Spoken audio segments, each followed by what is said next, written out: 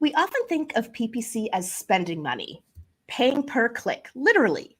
But a better framing for our industry is about the value we create through PPC, the value we create for our businesses, the value we create for our clients, the value we create for consumers, and the value we create for our careers. Welcome to PPC Zone November 2022. I'm your host, Jill Saskin-Gales, and I created this event to elevate new perspectives and insights in our industry. Next up in the zone, this speaker is the co-founder of Bellavix, a full-service marketplace marketing agency for direct-to-consumer retail brands who want to aggressively grow sales on the world's largest marketplaces like Amazon and Walmart. Today, he's going to share his unique perspective with us on how to prepare your Amazon and Walmart PPC for a more profitable Q4. Please welcome Will Haire. Hey, Jill. Thanks for having me. I'm excited to be here talking to the PPC Zone crew. So prepping your Amazon Walmart account for the holidays and strategies for your most profitable holiday. We know Q4 is around the corner, Turkey 5, Black Friday, Cyber Monday. For a lot of brands, it's time to cash out. So proper and smart investing in your PPC strategies and in your listings will pay off during this season.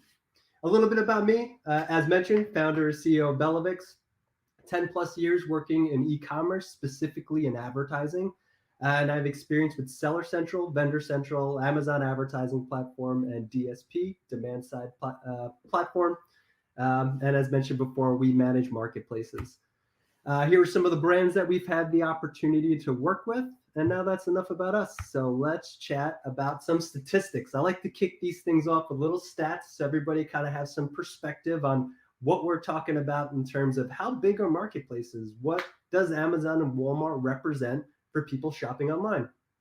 So 63% of consumers start their product search on Amazon. So they're actually going to go to Amazon, they're going to search in widget, garlic press, whatever they're going to search, and they're going to start looking at these brands. And this is where a lot of product discovery happens now. 88% of consumers who last shopped at Amazon started their next purchase journey on Amazon. And 66% of consumers shop at Amazon because they can find everything that they need on the site. So Amazon and Walmart specifically represent about 50% of US e-commerce. And then obviously this is something to consider as you're prepping and understanding where should I invest my limited resources I have that's going to give me the biggest bang for my buck during this holiday season. So let's talk about preparation. So to kick it off, before we can even talk about advertising, you need products. We have to have inventory. No inventory means no sales, and it has an adverse effect to your bestseller ranking or your BSR. So a couple things to consider as you're prepping for your Q4 before we get into advertising.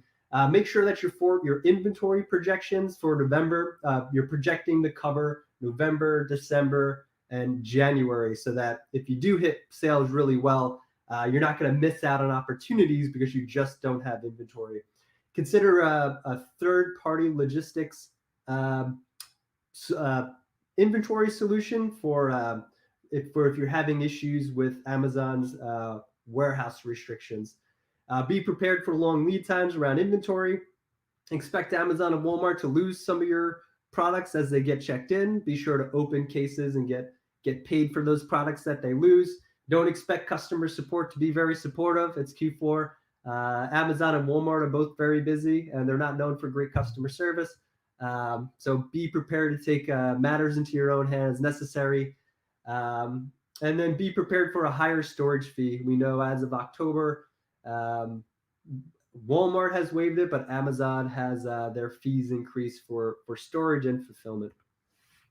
And then the last piece of this, so now we're talking about operations. We got inventory flowing in. The other piece to get ready before we can talk about advertising, because advertising relies on operations. Operations doesn't necessarily rely on advertising.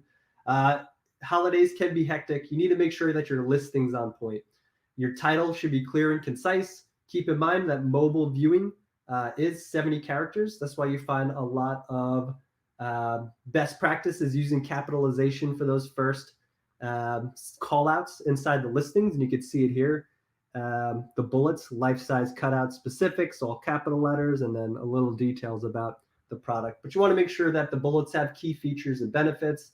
Description or A+ content is updated to incorporate holiday themes. You also want to add in some keywords about if it is a giftable item, that it should gift for him, gift for her. And then be mindful, if you sell plungers, that may be a great gift for a mother-in-law. That's not a great gift for a wife or anybody else. So, stay true to the benefits of what the product is. And if it is giftable, tap into it. And then maximize images and video usage. Now let's talk about advertising. So if you haven't, you should be advertising. Amazon and Walmart, they're a pay-to-play platform. And to break it down real simple, we have sponsored product ads. And these are the ads that show up in search. And this is that first section right here. And so this is your typical, if I search garlic press, and the first two search results that show up are going to be advertisements. And this is an example of a sponsored product ad. The second ad type that we should be taking advantage is sponsored brand ads. Sponsored brand includes, at the top, you see we have a logo or image that we could put in, 50 characters of text, and then we could feature 3 products. And sponsored brand also has sponsored brand video, which shows up kind of in the middle of the page, first page, and gives us the ability to showcase some unique features in a video format for customers as they shop on Amazon to get an idea, is this product really right for me? And then last but not least is the sponsored display ads. These show up on product detail pages and on and off of Amazon. This gives us the ability to build audiences around key shopping moments like Black Friday, Cyber Monday, and also building audiences. So right here, we kind of have the full spectrum of getting people in search, in market, and then working our way up from consideration to discovery. And these ad types and leveraging them all smartly will give us the ability to kind of have a full funnel marketing and advertising experience. Another tip, leverage portfolios. So this was a new release from Amazon, maybe like 2020, 2021. And it gives us the ability to put campaigns inside a portfolio, and then we could put limits on the portfolio. In this case, we could set budgets. So traditionally, when we run accounts, we have evergreen campaigns that kind of run all the time. We do routine maintenance to make sure that bids are optimized, we're being efficient according to KPIs, and everything else that comes with maintaining a healthy account. What could throw things for a loop is that if you're constantly throwing in new keywords and throttling bids up and down. So Amazon came up with portfolio management as a way for us to kind of control our spending. So as holidays come up, for example, this is a great opportunity for us to segment. We want to get juice for holidays. We want to make sure that the audiences are being built and we're willing to sacrifice advertising cost of sale, tacos, ROAS, whatever your KPI is, in order to build these pools. So portfolios give us a great way to kind of control the ebbs and flows of our budget to make sure that we're maximizing for events or workups or whatever's going on inside the accounts. And then last but not least, I have a list of strategies that or tips that I'm just going to kind of bullet out here. But ensure your product's retail ready. You have great images, as I mentioned, your title, your bullets, your A+ content's all there. And you should have some reviews. Reviews happen natural from sales. Promote products with discounts. It's Q4. Most people are looking for holidays, specifically around Black Friday and Cyber Monday. So a lot of people will add stuff to their cart. They'll be exposed to advertisements as they're prepping for Black Friday, Cyber Monday, where they're going to add these and kind of wait. A lot of times, if you don't have some type of promotion going on, you're not going to get that purchase. So even if it's a small discount, some discount will incentivize customers to actually make the purchase and move on. Update your list of targeted keywords. Obviously, working up to these events, you want to include broader themes, bigger audiences to kind of tap into, and then kick on those retargeting campaigns as you get close to that event. Monitor campaigns and performance. You want to make sure you're within whatever KPI that the brand or the owner has set. You want to increase bids and monitor budgets to ensure you aren't running out of budgets for the end of the day. This is like beginner mistake is like it's always in the beginning of the day, everybody's ads kicks on, so cost per click tends to be the most expensive.